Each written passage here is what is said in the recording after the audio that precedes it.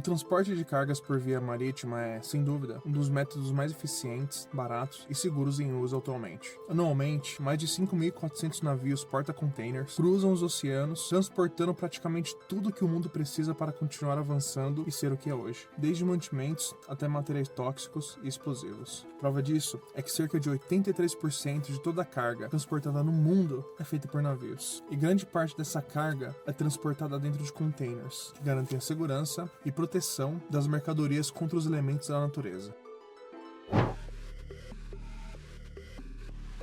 No entanto, as condições atmosféricas estão em constante mudança, favorecendo o surgimento de mau tempo, ventos fortes, chuvas intensas e instabilidade nas águas do mar. Os navios que navegam nessas condições ficam à mercê desses eventos extremos. Em tais situações, os navios frequentemente perdem uma parte significativa dos conteúdos que estavam sendo transportados. Quando isso acontece, os danos e prejuízos são inevitáveis. Para se ter uma ideia, mais de 3.000 containers caíram no mar em 2020, e mais de 1.000 caíram nos primeiros 4 meses de 2021, um número mais que o dobro da média de containers perdidos entre 2008 e 2019. Especialistas atribuem esse aumento no número de queda de containers ao mar a 4 fatores principais: o design e o tamanho cada vez maior dos navios porta-container, o clima cada vez mais severo, a disposição das cargas dos navios e as tentativas de reduzir os custos, sobrecarregando as embarcações. Como esses navios transportam muitos containers, em média mais de 17.000,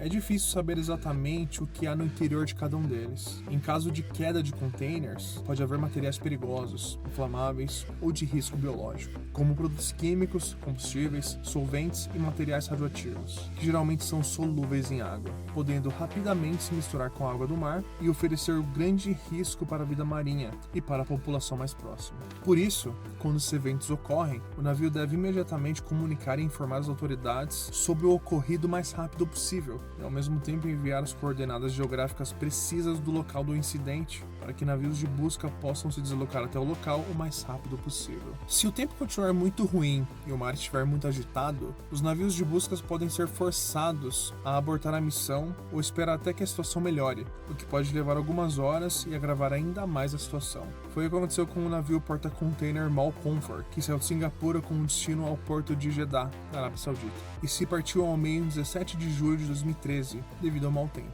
afundando com toda a sua carga de 4.382 containers. O navio se partiu em 2 devido a uma rachadura no meio da embarcação causada pelo mau tempo. Curiosamente, a parte traseira afundou em 27 de junho e a proa afundou em 11 de julho devido ao incêndio. Houve várias tentativas de resgatar a carga, mas todas falharam devido às condições meteorológicas adversas. A tripulação de 26 homens abandonou o navio a tempo e foi resgatada, mas o navio levou cerca de 1.500 toneladas de combustível para o fundo do mar. Em outra ocasião, durante uma noite de mau tempo em 30 de novembro de 2020, o navio porta-containers Wanapus, que saiu da China com o destino aos Estados Unidos, encontrou uma tempestade violentíssima, com ventos fortes e grandes ondas, resultando na perda de 1.816 containers, dos quais 64 continham materiais perigosos que afundaram. Na verdade, grande parte dos containers afundou devido a danos e rachaduras causadas pela queda e pelo impacto com a água do mar, resultando em um prejuízo estimado em mais de 200 milhões de dólares. Mesmo os containers que permaneceram no navio foram severamente danificados devido à queda ou ao impacto com outros containers contendo cargas mais pesadas. Grandes navios porta-containers geralmente viajam com mais de 17.000 containers empilhados uns sobre os outros, podendo facilmente alcançar mais de 20 metros de altura desde o chão do navio. Existem várias maneiras de se prender os containers, geralmente usando barras metálicas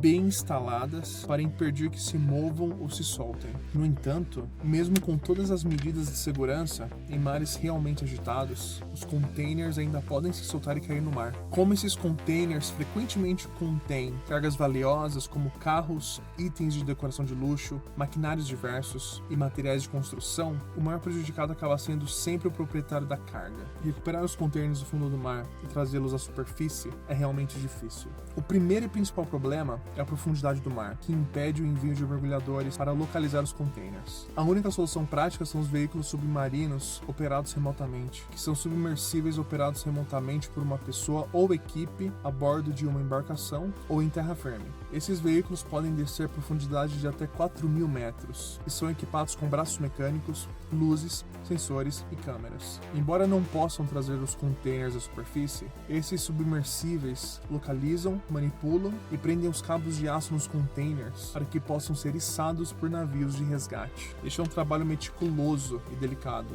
que pode levar várias horas ou dias, dependendo da localização e das condições do mar. O processo de encontrar e trazer os containers à superfície pode levar meses. Em alguns casos, os containers nem são encontrados. Imagine se o conteúdo de um desses containers for um Mercedes recém-comprado e importado após meses de economia, ou então um Lamborghini. Mas por que alguns navios perdem containers em mau tempo e outros não? O fenômeno por trás disso é conhecido como o movimento de rolamento paramétrico. Apesar de ser conhecido há mais de meio século, a dinâmica que o cria é atualmente razoavelmente compreendida. Esse fenômeno afeta muito mais os navios porta-containers, devido à geometria de seus cascos. Tanto a parte que fica acima da linha da água quanto a parte que fica abaixo dela, assim como a proa e a popa, tendem a ser mais largas, o que contribui para a variação das características de estabilidade do navio devido às mudanças constantes na geometria do casco subaquático, conforme as ondas viajam ao longo do navio. O rolamento paramétrico também ocorre quando as ondas atingem o navio em ângulo, fazendo com que o navio entre em um movimento giratório em sincronia com as ondas. Esse balanço contínuo e severo não apenas desloca e eventualmente deixa cair os containers, mas também cria poderosas forças de torção e flexão, podendo partir o navio ao meio, como ocorreu com o Mall Comfort. Para evitar isso, a previsão meteorológica desempenha um papel fundamental. Saber as condições e a situação do mar é extremamente importante para evitar zonas onde o mar esteja muito agitado, oferecendo risco de queda de containers. Quando eles são recuperados, geralmente não há muito o que fazer com a carga, uma vez que a água do mar é altamente corrosiva.